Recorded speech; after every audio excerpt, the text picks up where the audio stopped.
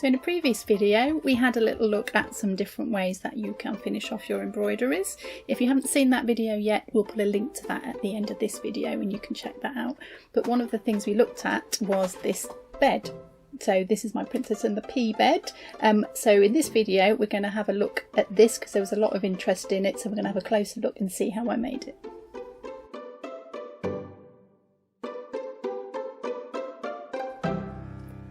So just to put the bed in a little bit of context, I just want to tell you how it came about. So this is Royal School of Needlework apprenticeship piece that I did, and the first thing we had to learn was how to do box construction techniques. So this is a little box that we made here. This is the first one we made, and this just teaches you the basics on how to cut the card, how to cover it and how to assemble it. So I'll just put it under this camera here so that you can see it.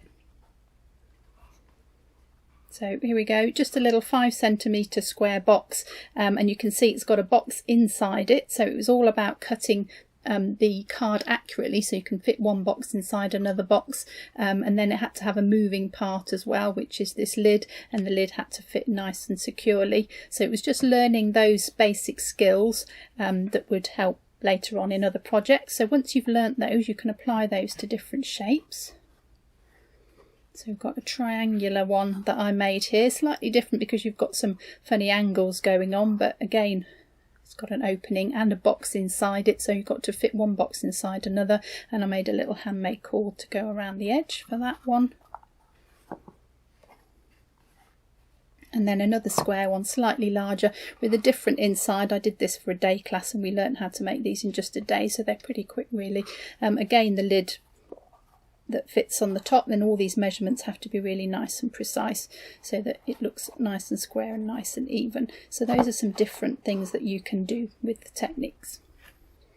So the second year, that was the first year, the second year we had to take those techniques that we learned and we could make something a little bit more extravagant with it. Now we could choose what we made, but there were certain criteria. So before we have a look at the actual bed, I just want to show you some of my notes and design ideas that I did leading up to this, because there's quite a lot of work involved beforehand. So let's have a look at those first before we have a look at the bed.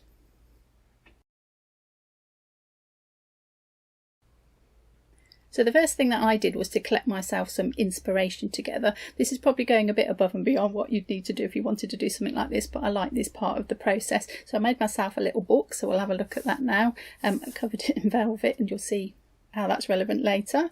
And then I just made this, just a collection of beds and articles and anything I thought might be relevant. This is the famous Great Bed of Wear that's at the Victoria and Albert Museum in London. So just collected all sorts of magazine articles and stuck them together and just made this little concertina book. There's some of my own sketches in there from various places. A little bit of actual inspiration from the Princess and the Pea story there. We can put that in. Can we put that in? No buts, just great beds. Yeah, different drapery for the curtains. It's got a bit wet at some point and it's past this, so it's a little looking a bit worse for wear now. But yeah, looking at lots of different kinds of drapery because that will come into it later. I just made myself this little concertina bed book. It's all stuck together. Oh no, actually it goes the other way, I believe. Opens up that way as well. Some crowns. I'll show you the crowns later. Some historical stuff, some conservation information, just anything on beds that I could find that I thought would be interesting. So there's way more material than I really need here, but it was just fun to make it and a fun little book to have at the end of the project. So we were actually given a brief that we had to follow for this, because otherwise it all gets out of hand and you can spend years making something. So I'll just run through what the brief was. So we got marked on it in apprenticeship days. So we got 10 marks for construction, 10 for decoration and 10 for imagination. So that's where the book probably comes into its own a little bit. And we had a time limit. We always had a time limit on our project, so 130 to 180 hours. It's a lot of hours. And finish size negotiable, it says, which quite amuses me. It is important when you're learning something, and if you were making something for somebody else, to have an idea how long something takes and how big it can be for that amount of time. It's easy to get carried away and do something that takes too long and is way too big. So produce a card mounted box, design of own choice, should be a measured proportion, should have an opening of some kind. So we had to have something that moved on it basically. Embroidered decoration should be included as embellishment, although emphasis is placed on the accuracy of the making. But embroidery should be equally high standard, of course. So that was the brief we had to follow. So basically,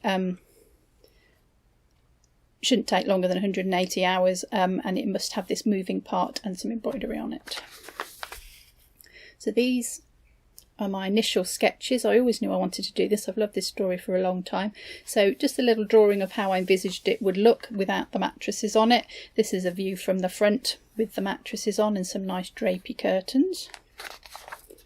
And I did a little colour plan as well, because I wanted to start thinking about what fabrics that I was going to use and collect these fabrics together. This project was worked over a year, so we had a lot of time to sort of think about things and to collect the materials together. So I had a good idea initially of what I wanted to do. Then quite an important process, I think, and I'd probably still do this now if I made another one, is to make a little maquette of it, a little model of it. It's all very well doing a drawing, but you can't really quite see what it's like until you make a model. So this is just made out of cereal packets and just cut out of the packets. There's a ladder in this one, which obviously got dropped somewhere along the way, so I decided that was too complicated. But just gives you an idea of the overall dimensions, and maybe anything you haven't thought about will show itself at this stage. So now we get to the nitty-gritty of this, which is the measuring. So I used to be an engineer many moons ago, and those skills actually came in pretty handy for this, because I've done engineering drawings for my bed. So they may not mean a lot to you, but you have to take into account the thickness of the card you're using. So this is 2mm card, I think. And you've got to work out how the card fits together. So that's what all this drawing means here. Something's fitting inside this one here. These two pieces are fitting inside this. So actually quite a complicated process. And if you don't get the measuring right, then none of it's going to work. So it's really important to do that bit right. So I enjoyed that part of it.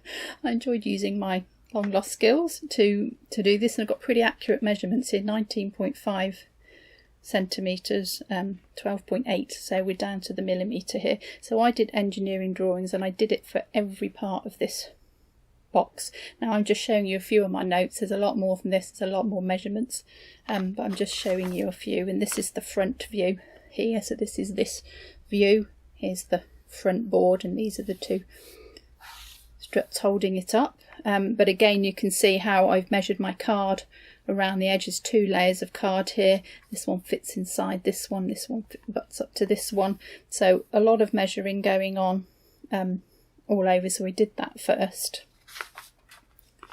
And I've actually found this kind of 3-dimensional one. I stuck them all together, so I've got basically the whole bed. There's a little end bit there, and all the measurements of the bed and how it fits together.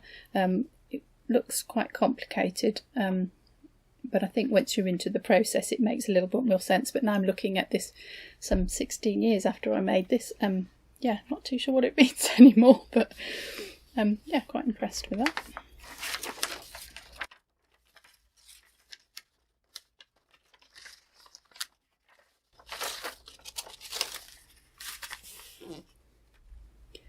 So then from the measurements I cut the card out. Now it was really important, there's a lot of pieces of card in this bed, that you mark on which card goes where, because some of them there's only a couple of millimetres difference between one size and the other, so if you get them wrong it's going to look pretty strange. So you can see I've got the measurements on 14.6 by 13.2. it's the bed base, and it's the inside box, and it's the top.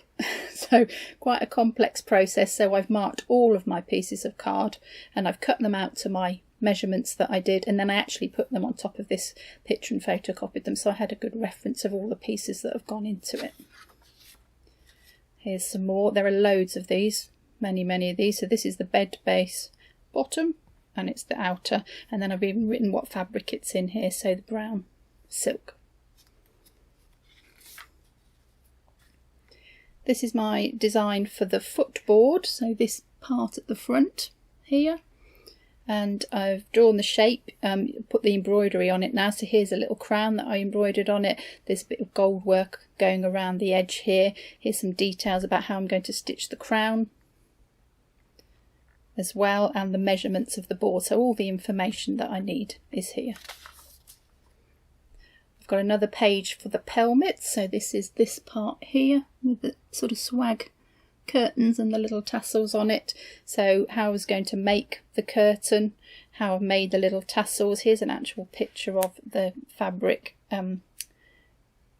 with the gold work on it. It's got gold embroidery along the front here. We'll have a look at that in a little bit more detail in a moment, and the tassels on it. So that's the whole process for that. So every part of it had a different page with the workings out of how I was going to make it.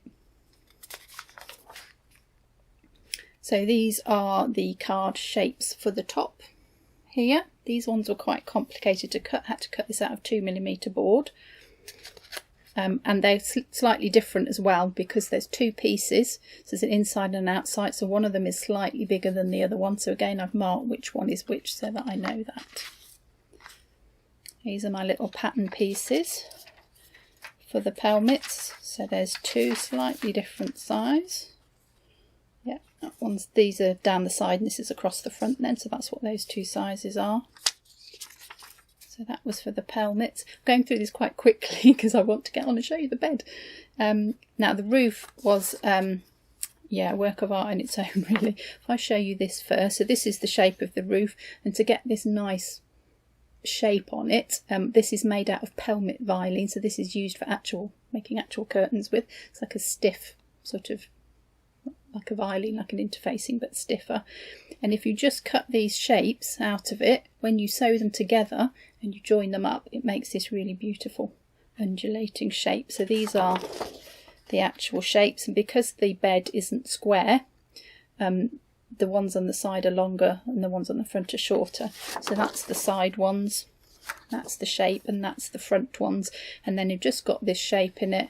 And when you sew that together and it joins up, and this is what makes these beautiful lumps in it. So that was how I made the roof. Right, these are the mouldings. So that's these parts around the top here. So just a lot more detail now, but it made exactly the same way, but with quite small pieces of card. So I've got 3 layers in here, each one getting smaller each time. So these are the measurements just for that part there. And you can see how small they get, and then it had to be covered in card as well. So pretty fine detail going on here, and these are all the exact measurements and all of those, and you can see how many there are in each side. So 3 on each side, 3 at the front and 3 at the back as well. And this is my little diagram of how they all fit together, and if you look from the top, this is what you can see. It does this sort of herringbone pattern, so you have to think about how you put the card together as well.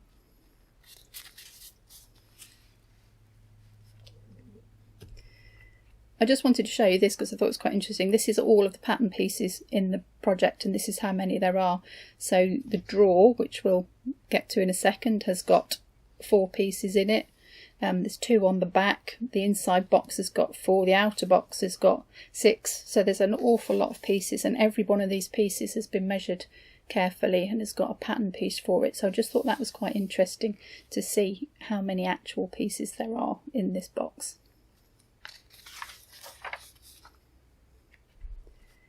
This is quite fun. This is a little swatch of the fabrics that I used in the mattresses. So the mattresses are covering up the pea, and she's it's a test to see whether she can feel the pea through the mattresses.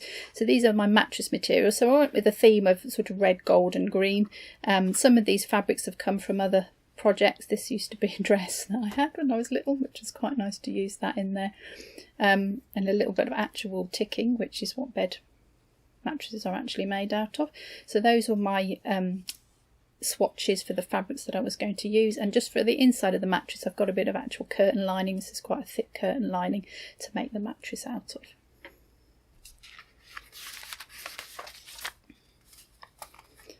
So of course inside the bed, which we'll have a look at, is the princess herself. So this looks a little bit gruesome actually.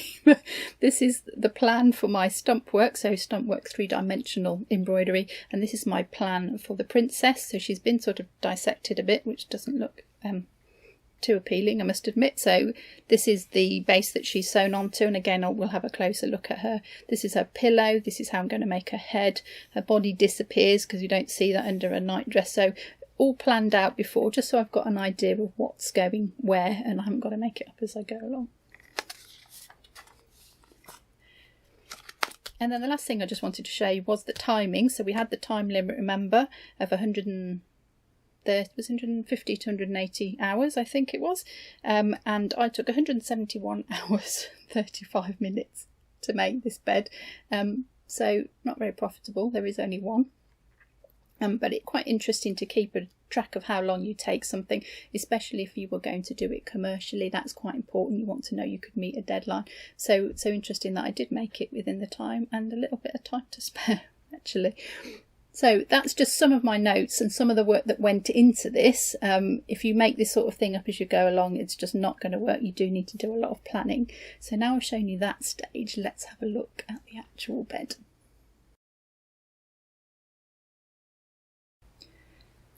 So let's have a little tour around it first, and then I'll deconstruct it so you can see the parts. So the main box is this part at the bottom here. So the bit that is actual bed that the mattresses are sitting on. And I'll just spin it around. So here's the front. We had a little look at that and the design of the crown that went on the front there. So some gold work embroidery and some gold edging around here as well. And I just want to say at this point, all of this fabric, this brown, is silk, and I hand painted it, trying to make it look a bit wood grainy, a little bit like it was actual wood. So it's all hand painted silk as well. So we've got the little curtains that I made. These are all lined as well, so they're velvet curtains, and lined there in a contrasting colour. I made all the little tassels on here and the cords that are holding the tassels as well, so those are all handmade too. And we'll go around this side here. So this is the moving part that we had to do as part of the project. So this is the drawer, and I'll take that out and I'll show you the drawer as well. But inside the drawer, we've got a little scroll.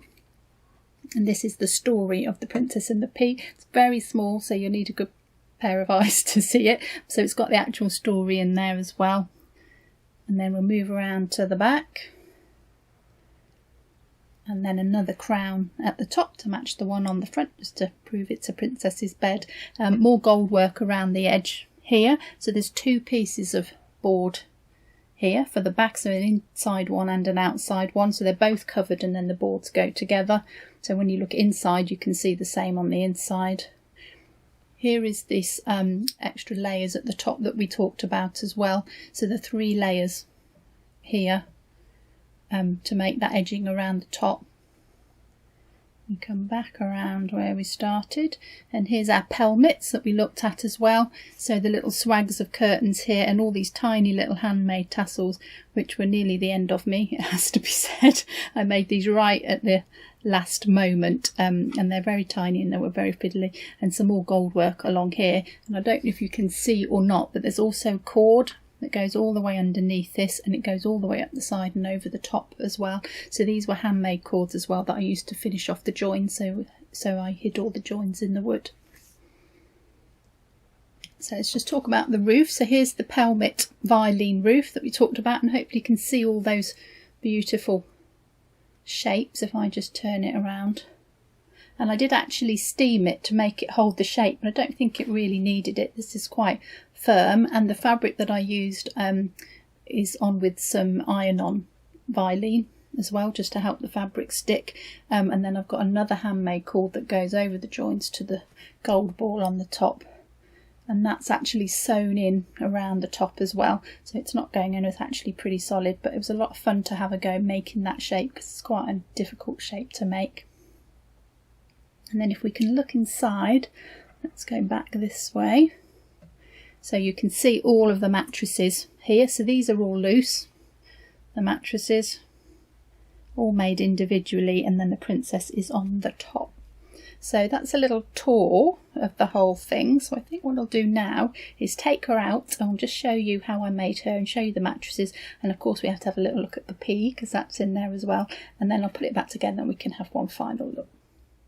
So just before we have a look at the princess, I want to show you the drawer. I've taken that out. So here is the slot that it goes into. So this is all finished as well. So this is another box inside, and this is a box that fits inside that box. And then inside this box, there is another box as well. I'll put that under this camera so you can see that. Let's put it that way.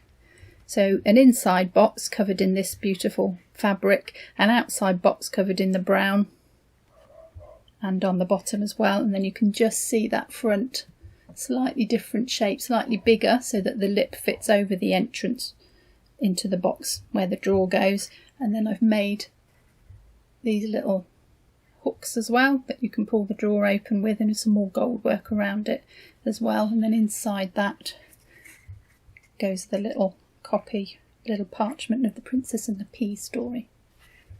So that's the drawer that goes inside. So let's take her out very carefully and have a look at her.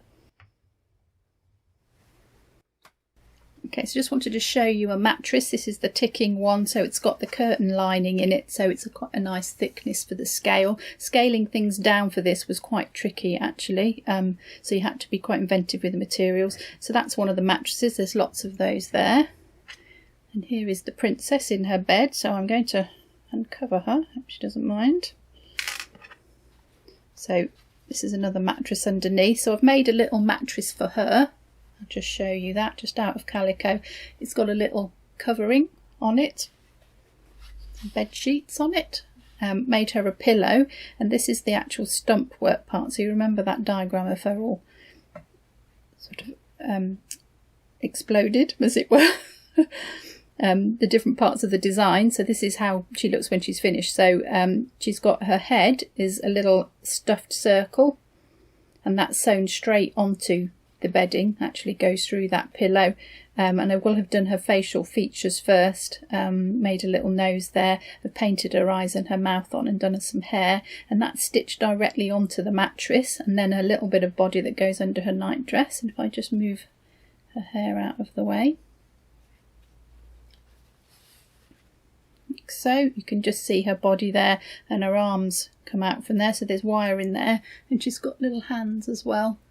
You can see those little hands. So those are just wire, pieces of wire wrapped in embroidery thread, one strand of embroidery thread. So she's got actual little fingers and little fingernails as well. And that's so she can hold her bedclothes on. So then I put her cover over the top, sort her hair out, and she can have her final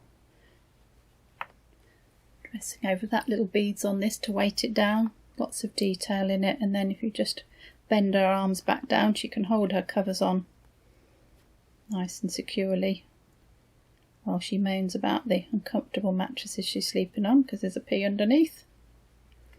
And that's how she's been constructed. So she's actually fixed down to the mattress so she doesn't fall out of bed. And then just before I put her back, I just want to show you the pea underneath. I'm going to lift these up. I'm not going to take them all out. They're all separate, these, so they do all come out. But if I just lift them up, hopefully you can see the pea.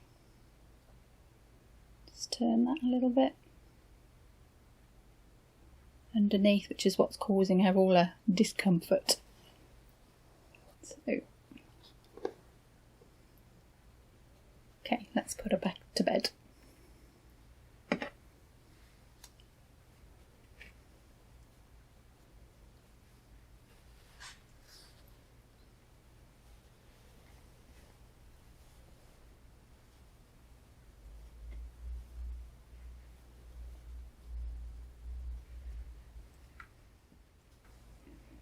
So she's back in her bed. The pea, by the way, is just a little wooden bead that I painted green underneath there.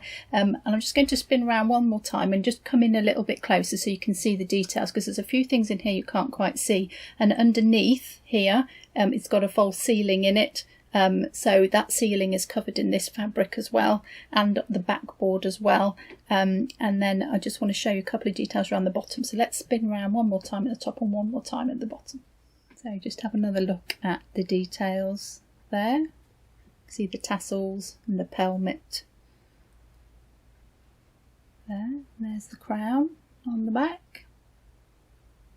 Gold work techniques that crown's worked in. You can see the shape of the roof as well. Quite proud of that. Okay, so let's have a look down the bottom. There's a few more things at the bottom I want to show you. So these are little boxes as well. These are individual boxes here for the bedposts. So a little square box. And this is a wooden dowel that I've painted brown and then put some gold highlights on. And then there's some little gold work and silk shading details on the bottom there. So a little bit more embroidery on the bottom. There's the crown on the front. More gold work around here. You can see that silk shading and gold work there in the corner. And here's the drawer, slightly open. Just whiz around the back quickly.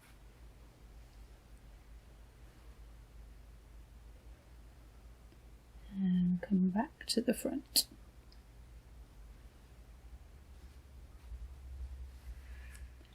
So I hope you enjoyed that little tour around my Princess and the Pea bed. It was really nice visiting it again actually. It normally hides away in a box under a table somewhere, so it's lovely to see it again. If you have enjoyed it, do give us a thumbs up. Don't forget to click the subscribe button as well and click the little bell so you don't miss any new videos from us. We've got lots more videos as well for you, so do check those out here, and we'll see you next time.